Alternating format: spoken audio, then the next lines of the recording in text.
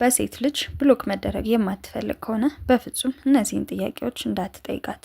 ብዙ ወንዶች እነዚህን ጥያቄዎች ከጠየቁ በኋላ ራሳቸውን ብሎክ ውስጥ የሚያገኙት ወይንም ደግሞ ከሴቷ ጋር ያላቸውን ግንኙነት ያጡታል።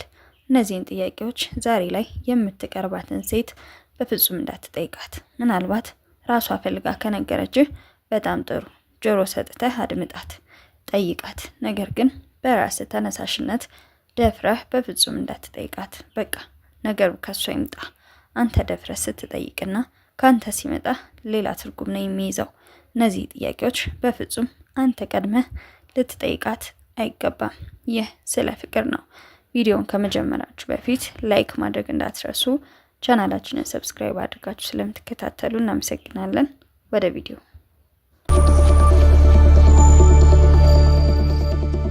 አንደኛ፣ ድንግል ነሽ ወይ? ለወንድ ልጅ ይህንን ጥያቄ መጠየቅ በጣም ተራ ነገር ነው።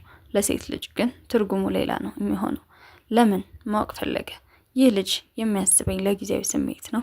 ከሁሉም ወንዶች ጋር የምተኛ መስሎት ነው? እንዴት ነው ይህንን ጥያቄ ሊጠይቀኝ የቻለው? እያለች ታብሰለስለዋለች። ምናልባት አንተ በኖርማል አስበኸው በትክክለኛው መንገድ ጠይቃት ሊሆን ይችላል። እሷ ጋር ሲደርስ ግን ትርጉሙ ተቀይሮ ነው የምትረዳው። ስለዚህ በፍጹም እንዳትጠይቃት። ከፈለገች ራሷ ትንገረህ እንጂ አንተ ደፍረህ እንዳትጠይቃት። ሁለተኛ፣ ከስንት ወንድ ጋር ሴክስ አድርገሻል? ወይንም ቦዲ ካውንትሽ ስንት ነው? ይህችን ሴት ለምንድን ነው የፈለካት? ምን አገባህ? ይህንን ጥያቄ መጠየቅ አይደለም ለሴት ለወንድ ልጅ ራሱ ትርጉሙ ሌላ ነው የሚሆነው። ማለት ዛሬ ላይ የሆነ ሰው ጋር ግንኙነት ስትጀምር አንተ የሚመለከትህ ዛሬ ላይ ስላለው ማንነቱ ብቻ ነው። ትናንትና ላይ ምን አሳልፏል፣ ከማን ጋር ነበር የሚመለከታችሁ ጉዳይ አይደለም። ምክንያቱም አንተ በቦታ አልነበርክም። አንተ ያለኸው ዛሬ ላይ ነው። ስለዚህ የሚያገባህ ዛሬ ስላለው ማንነቱ ነው።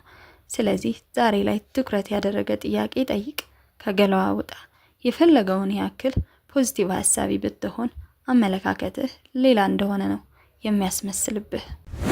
ሶስተኛ፣ ግንኙነት ላይ ጎበዝ ነሽ ወይ? ይህች ሴት ለምንድን ነው የፈለካት? ቪዲዮ ልታሰራት ነው? በደንብ ማሰብ ከቻልክ ይህ ጥያቄ እንደ ጤናማ ሰው ሊጠየቅ የማይገባው ጥያቄ ነው።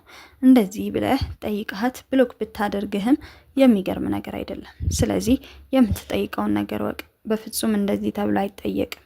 እስኪ አስበው፣ የሆነ ሰው እህትህን እንደዚህ አይነት ጥያቄ እየጠየቃት ምን ብለህ እንድትመልስለት ትጠብቃለህ? ስለዚህ በምንም ተአምር ወሲብ ላይ ያላትን አቋም በፍጹም ልትጠይቃት አይገባም። አራተኛ፣ ምን ያምራል? አንድ ወንድ እንዴት እንደዚህ አይነት ጥያቄ ሊጠይቅ ይችላል? የሚያምር ነገር ካለ ሰው ራሱ ይናገራል። ይህ ነገር ያምራል፣ ይህ ነገር ደስ ይላል ልትባል ትችላለህ። ስለ ሰውነት ክፍልህና ውጫዊ ገጽታ ተክለ ቁመና አንተ ያምራል ወይ ብለህ ጠይቀህ አይደለም ያምራል የሚባልልህ።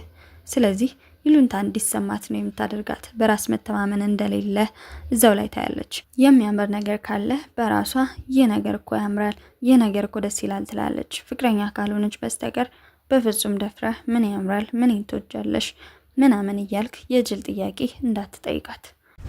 አምስተኛ፣ ስለ ገላዋ ረጅም ሰዓት ማውራት የለብህም። ስለ ፕራይቬት ፓርት ወይንም ስለ ሰውነት ክፍሏ ረጅም ሰዓት ማውራት የለብህም። ስለ መቀመጫዋ፣ ስለ ጡቶቿ ረጅም ሰዓት ያምራሉ እኮ ደስ ይላሉ እኮ እያልክ አታውራ። በጣም የሚዘጋ ቀፋፊ ወሬ ነው።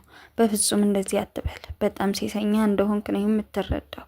ወሬ ካለቀብህ ደህና ደሪ ብለህ ብትተኛ ነው የሚሻልህ። በፍጹም መጠየቅና ማውራት የሌለብህ የወሬ አይነት ነው።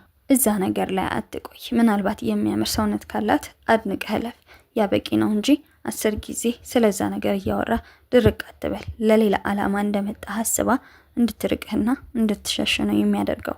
ስለዚህ ይህንን ጥያቄ እና እነዚህ ነገሮች በፍጹም በቅርብ ያለችው ሴት ላይ አትጠቀም። ግንኙነታችሁን ገደል ከተዋል። በአጭር ጊዜ ውስጥ ራስን የብሎክ ዝርዝር ውስጥ ታገኘዋለህ። ስለዚህ የምትራመደውን እርምጃ በጥንቃቄና በማስተዋል አድርገው። ይህ ስለ ፍቅር ነው። ቻናላችንን ሰብስክራይብ አድርጋችሁ ስለምትከታተሉ እናመሰግናለን። ቪዲዮውን ከወደዳችሁት ላይክ ማድረግ እንዳትረሱ። ኮሜንት ሴክሽን ላይ ሀሳብ አስተያየታችሁን፣ የተሰማችሁን ነገር ጻፉልን። ቀጣይ በሌላ ቪዲዮ እስከመገናኝ ሰላም ሁኑ።